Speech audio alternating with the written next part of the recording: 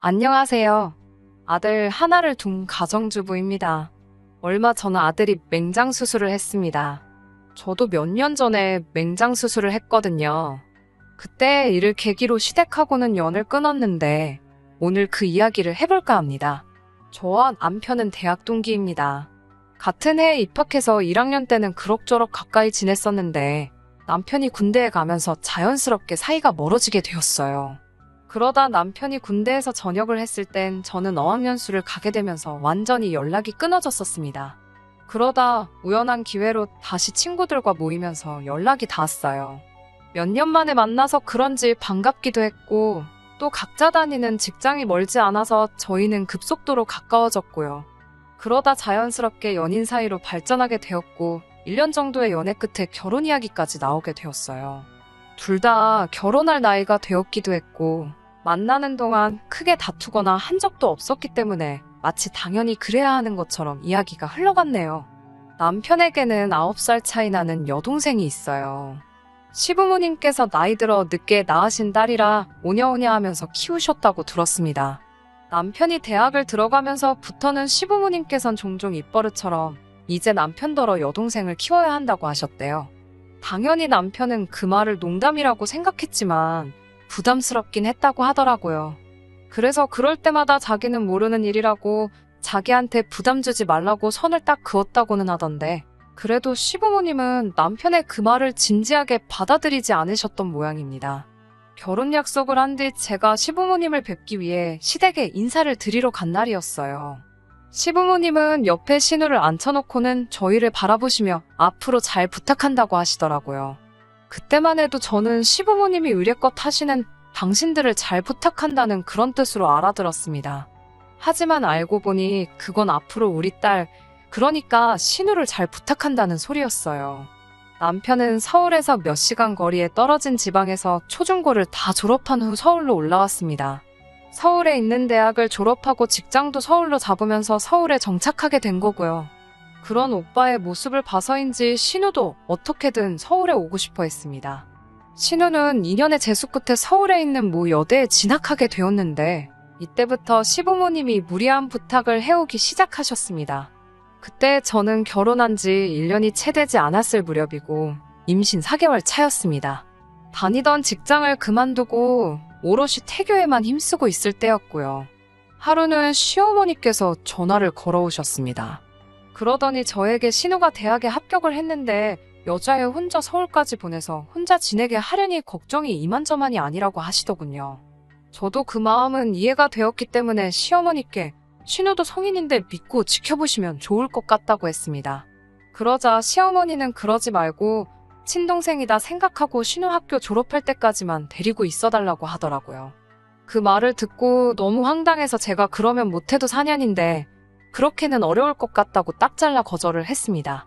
그렇지만 시어머니는 포기하지 않고 남편에게 또 연락을 하셔서는 하나뿐인 여동생인데 걱정도 안 되냐며 화를 내셨던 모양이에요. 하지만 남편은 이제 곧 우리 애도 태어날 거고 그럼 지금 사는 집도 좁아서 걱정인데 어머니까지 왜 그러시는 거냐며 이러지 마시라고 거절을 했다고 해요. 그러자 시어머니는 몸도 약한 네 동생 불쌍하지도 않냐고 부창부수라더니 며느리나 너나 참 매정하다며 다시 한번 화를 내셨다고 하더라고요. 사실 신우가 평소에도 아프단 소리를 입에 달고 살긴 합니다. 그런데 대부분이 배 아프다, 머리 아프다 이런 거였고 막상 병원은 절대 안 가더라고요. 약도 절대 안 먹고요. 솔직한 말로만 맨날 아프다고 하지 진짜 아픈 사람 같지가 않거든요. 처음에는 남편이 저랑 데이트를 하던 와중에도 신우가 아프다고 하면 몇 번 쫓아가고 그랬어요. 전화로는 다 죽어가는 소리를 하니까 차마 모른 척하지 못했던 거예요. 그런데 그 빈도수가 너무 잦았고 막상 쫓아가면 이제 괜찮아졌다는 식으로 둘러대버리니 양측이 소년이 따로 없었어요. 남편이 시어머니한테도 몇 번 이에 대해서 이야기를 한 것 같은데 시어머니는 그럴 때마다 오히려 남편한테 지 오빠가 관심 가져주니까 좋아서 그러나 보다고 이해하라고 하시거나 진짜 아프다 괜찮아졌을 수도 있다면서 당신도 가끔 그런다고 아픈 사람한테 그렇게 말하지 말라고 얼마나 서운해하겠냐며 신우를 옹호하시기 바빴습니다. 그러다 보니 남편도 자포자기한 심정이었는지 그냥 상황되면 한 번 얼굴 비추고 괜찮냐 물어주고 안 될 때는 그냥 못 들은 척하고 그런 식이었어요. 그런 신우를 아예 집에서 끼고 졸업할 때까지 4년을 데리고 있으라 하시니 생각만 해도 아찔하더라고요. 그나마 다행히 남편이 시어머니께 안 된다고 몇 번이고 말씀드렸고 시어머니도 백기를 드신 듯 했습니다. 하지만 그로부터 며칠이 흐른 뒤 시어머니는 그럼 저희 집에서 멀지 않은 곳에 신우 자취방을 구해줘야겠다고 하시는 거예요. 그래야 신우한테 무슨 일이 생기면 저희가 가볼 수 있지 않겠냐면서요. 그렇게 말씀하시는데 참 안 된다고 할 수도 없고 그건 뭐 알아서 하시라고 했습니다. 그리고 그때부터 정말 본격적으로 문제가 시작되었습니다. 신우는 정확히 저희 집에서 10분도 걸리지 않는 새로 생긴 신축 오피스텔에 월세로 들어왔어요. 시부모님도 사실 경제적으로 여유가 있으신 분들은 아니신데 신우가 고층 오피스텔이 아니면 싫다고 난리를 쳐서 어쩔 수 없이 월세를 구해준 모양이었습니다. 시부모님 재산이니까 저나 남편이 이래라 저래라 할 자격은 없었지만 저희도 신우나 시부모님이나 참 너무한다 싶더라고요. 저희가 결혼할 때 시부모님은 아직 대학도 마치지 않은 신우가 있어서 경제적으로 도와주기 어렵다 하셔가지고 결국 저희가 모아둔 돈에다 저희 이름으로 받은 대출 합쳐서 시작했거든요. 참고로 시댁에서 못 도와주신다 해서 친정부모님한테서도 받지 않기로 한 거예요. 아무튼 신우가 한 달에 100만 원 가까이 하는 오피스텔로 들어가면서 시부모님도 허리가 휘는 기분이셨나 봅니다. 그런데 문제는 그걸 저희 탓을 하시더라고요. 저희가 데리고 산다고만 했으면 이런 쓸데없는 지출은 안 해도 되지 않냐면서 저희한테만 뭐라고 하시는 거예요. 주변에 다른 원룸이 없던 것도 아니고 평생 이용도 하지 않을 시설들 운운하며 그런 원룸촌에 있는 곳에서는 삶의 질이 떨어진다며 형편 알면서도 한 달에 100만 원 하는 방을 잡은 건 정작 신우 본인인데 말이에요. 임신 중에는 좋은 것만 듣고 보고 먹어도 부족하다는데 시부모님과 통화만 하면 스트레스가 몇 배로 쌓이는 것 같았습니다. 그래서 출산이 가까워지던 무렵에는 시부모님 전화도 남편한테 다 넘겨버렸어요. 그뿐만 아니라 시어머니는 저에게 수시로 신우네 집을 들여다보길 부탁하셨습니다. 여자 혼자 사는 집에 누가 드나드는 건 아닌지 뭐 필요한 건 없는지 먼저 살피고 챙겨줬으면 좋겠다 하시더라고요. 그 나이에 바깥 음식 많이 먹으면 몸 상하니까 저더러 반찬도 좀 해주고 그러면 어떻겠냐며 나이 차이 많이 나는 언니한테 부탁하기가 쉽겠냐면서 필요하다고 말하지 않아도 윗사람이 먼저 손 내미는 게 도리라고요. 집에만 있는데 뭐가 그렇게 어렵냐며 당신은 장사하실 때 아들 등에 업고 물건도 팔고 재고 정리도 하고 다 하셨다 그러시더라고요. 그러면서 저더러 네 친동생이어도 이렇게 했겠냐며 서운하다 하시기에 저도 지지 않고 제가 아니라 신우가 임신했어도 이렇게 시키셨겠냐고 물었더니 시어머니가 마치 꿀먹은 벙어리 마냥 아무 말도 안 하시더라고요. 남편한테도 이야기하니 한숨을 푹푹 쉬면서 가뜩이나 몸도 무겁고 힘들 텐데 이런 걸로 스트레스 받게 해서 미안하다며 시어머니 신우 일은 이제 자기가 알아서 할 테니까 그만 신경 쓰라고 하더라고요. 하지만 남편도 아주 모질지를 못해가지고 예전처럼 상황되면 한 번씩 얼굴 비추고 안 되면 못 가고 그런 식으로 어정쩡하게 그때그때 순간만 모면하고 있었습니다. 그리고 그럴수록 시부모님과 신우에게 저만 나쁜 사람처럼 보이는 듯 했습니다. 그 점이 너무 짜증이 나긴 했지만 남편 입장에서는 또 어느 한쪽을 칼로 무자르듯 잘라낼 수 없었을 테니까 남편이 안 됐기도 하고 이래저래 짜증이 많이 났어요. 걔가 짖어도 기차는 달린다고 시부모님이랑 신우가 뭐라 하던 시간은 흘렀고 저는 아들 하나를 둔 엄마가 되었습니다. 손자가 태어났다고 해서 시부모님의 태도가 바뀌었냐고요? 전혀 그렇지 않아요. 오히려 저랑 남편이 아들 챙긴다고 신우를 등한시할까봐 그런지 시부모님이 간섭은 하루가 다르게 더 심해져만 갔습니다. 게다가 신우도 꾀병을 부려봤자 씨도 안 먹힌다는 걸 알았는지 거짓말에 규모를 키우더라고요. 한 번은 주말이었어요. 남편도 집에 있었고 아기 키우는 집이 다 그렇듯 모처럼 남편한테 아기를 맡기고 저는 잠깐 눈 좀 붙이려던 찰나였는데 신우한테 전화가 왔습니다. 신우는 다 죽어가는 목소리로 자기가 저희 집에 가져다 주려고 과일을 깎다가 손가락을 잘못 자른 것 같다며 죽겠다고 난리더라고요. 제가 놀라서 그럼 구급차를 불러야지 왜 여기로 전화를 하냐니까 너무 겁이 나서 그런다고 일단 빨리 언니랑 오빠가 와달라는 거예요. 저는 속으로 손가락을 잘랐는데 우리한테 전화를 할 여유 있을 정도면 멀쩡한 것 같은데 싶었지만 또 차마 그렇게 말할 수는 없으니까 남편을 먼저 보냈습니다. 남편이 집에서 나간 지 얼마 지나지 않아 다시 돌아왔는데 씩씩대고 욕을 하더라고요. 제가 왜 그러냐고 하니까 진짜 무슨 종이에 베인 것 마냥 살짝 베었더래요. 그래서 남편이 왜 다른 사람들 걱정하게 그런 거짓말을 하냐고 하니까 거짓말 아니라고 자기는 정말 손가락이 잘린 것만큼 아팠다면서 온 김에 지 손가락에 데일밴드라도 붙여주고 가라고 하더랍니다. 남편이 너무 열받아서 데일밴드 같은 소리 한다고 소리를 확 지르고 나왔다더군요. 그리고 얼마 지나지 않아 바로 시어머니한테서 전화가 왔는데 전후 사정을 제대로 알지 못하시면서 신우 말만 듣고 저희에게 역성을 내시더라고요. 남편도 그럴 거면 엄마가 옆에 끼고 살지 왜 애를 우리 옆에다 데려다 놓고 우리를 못 살게 구냐고 막 악을 쓰더라고요. 그리고 한동안은 시모나 신우에게서 연락이 안 왔습니다. 정말이지 살만 나더라고요. 솔직한 말로 남편에게는 좀 미안했지만 앞으로도 계속 이 정도의 거리감을 유지하고 살면 좋겠다 싶었습니다. 그러다 진짜로 일이 터지고 말았습니다. 그날은 이상하게 제가 속이 안 좋았습니다. 뭘 잘못 먹은 것 같지도 않은데 이상하게 속도 울렁거리고 배도 아프고 점점 더 심해지더라고요. 아들 때문에 구급차를 부를 수도 없어서 어쩔 수 없이 회사에 있는 남편에게 전화를 걸었어요. 연애하면서 지금까지 제가 남편한테 아프다고 와달라고 한 적이 없었기에 남편도 상황이 보통이 아니라는 걸 알아채곤 얼른 집으로 와줬습니다. 신우한테 아들 좀 봐달라고 하려는데 신우가 그날따라 도통 전화도 안 받더라고요. 결국 갓난쟁이인 아들을 데리고 병원으로 가야만 했습니다. 배는 아프고 아들이 괜히 병원에 와서 안 좋은 병이라도 옮아갈까 신경 쓰이고 솔직히 정신이 곤두서 있었어요. 의사 선생님이 이렇게 저렇게 보시고 진단하시더니 맹장염이라고 했습니다. 선생님은 그래도 맹장염은 일상으로의 복귀가 빠른 편에 속하는 수술이니까 너무 크게 걱정하지 말라 하시면서 그래도 3일 정도 입원해 있는 게 좋겠다고 하시더라고요. 남편이 이 소식을 저희 친정부모님께 전했고 친정부모님은 당장이라도 병원으로 오시겠다고 하셨습니다. 손자라도 당신들이 봐주신다고요. 하지만 그때 저희 친정아버지도 몸이 불편하신 상황이라 어머니가 그 수발을 들고 있었기에 차마 저희 아들까지 맡길 수는 없었습니다. 남편도 그런 제 마음을 이해해 주었고 남편은 그럼 자기가 휴가를 내겠다고 하더라고요. 그렇게 저는 바로 수술에 들어갔습니다. 그래도 다행히 충수가 터지기 전이라서 3일 뒤에는 퇴원할 수 있을 거라고 하더라고요. 그런데 수술 다음 날 저녁이었습니다.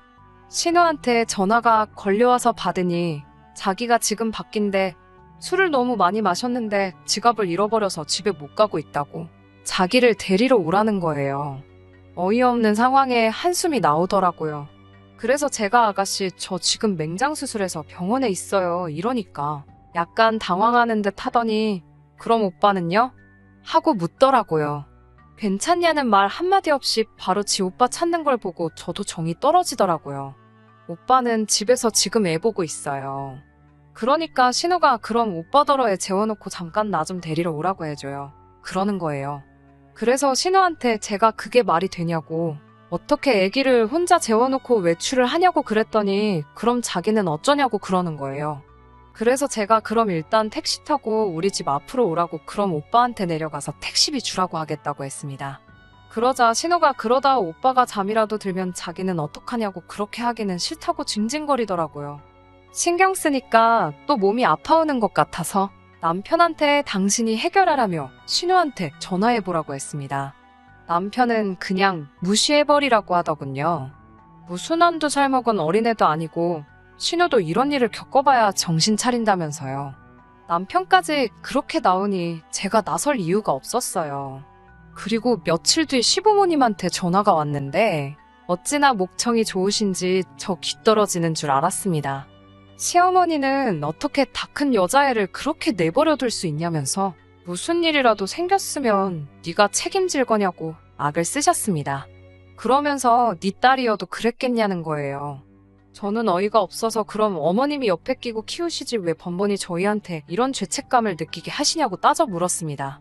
남편도 시부모님한테 언제 내가 여동생 낳아달랬냐며 왜 어머니 아버지가 좋아서 낳아놓고 자꾸 나한테 책임을 지게 하냐고 힘들어 죽겠다고 소리를 치더라고요.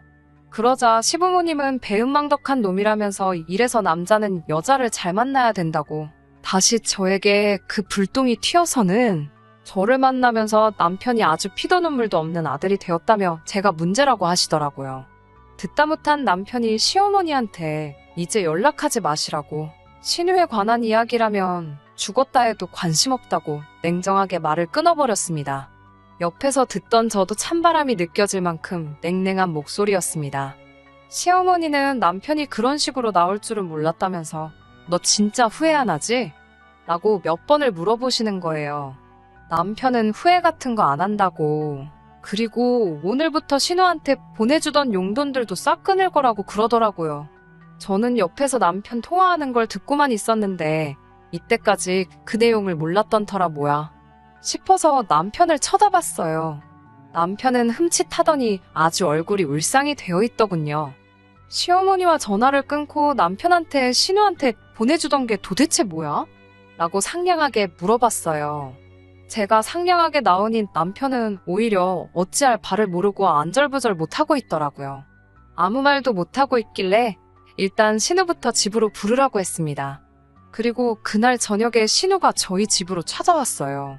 언제부터 제 눈치를 그렇게 봤다고 눈도 못 마주치고 바닥만 응시하고 있더라고요.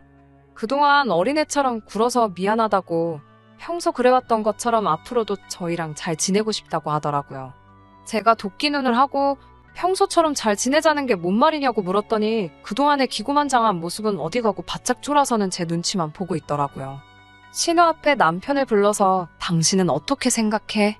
하고 물어보니 꼼짝없이 제 눈치만 보면서 전전긍긍하고 있더라고요. 오죽하면 매번 그렇게 막무가내였던 신우도 제 눈치를 보는 게 남편의 그 한마디 말실수가 그동안 자기가 누려왔던 걸 전부 포기하게 될지도 모른다는 생각을 받았나 봅니다. 그러니 제 눈치 살살 보며 제 기분 맞추려고 저러고 있겠죠. 하지만 그런 모습에 신우를 보는 게 속이 꼬시다기보다도 이 모든 스트레스의 원흉이 남편 때문이었다는 게 믿기지가 않았습니다. 앞에서는 아무리 싫다 말로는 그래도 뒤로는 신우에게 생활비며 보태주고 잘 돌봐달라는 시모의 말까지 잘 지키고 있던 거였잖아요. 아무리 시모 앞에 강하게 나오면 뭐하나요. 말로는 안 한다 해도 결국엔 신우나 시모는 원하는 거 다 얻어내고 있었는데 말이죠. 그동안의 행동들은 다 제 앞에 보여주기 식이었던 거예요. 벌벌 기고 있는 신우를 앞에다 두고 남편한테 너가 뭔 짓을 했는지 알고 있지? 했어요. 남편도 자기가 여태 저를 속이고 무슨 짓을 하고 있었는지는 충분히 알고 있는 모습이었습니다. 여태까지 돈을 보내줬으면 통장이 있을 거 아니겠냐. 혹시 내가 모르는 게 또 있냐 물었죠. 남편은 이제 제 앞에 더 이상 숨기는 거 없다고 자신있게 말하는데 막상 제 앞에 통장을 가져오라 하니 추뼛추뼛 떼더라고요. 매달마다 신우한테 보내준 돈은 상당하더군요. 집세를 내준 거였냐 물어보니 그건 절대 아니랍니다. 그래도 거의 집세에 준하는 돈을 보내줬으니 사실 전부 내준 거나 다를 바 없는 거였어요. 남편한테는 여태 신우한테 보낸 돈 시모한테 받아내라 했어요. 그 돈 돌려받기 전까지는 시댁에 발도 붙이지 않을 거라고 했고요.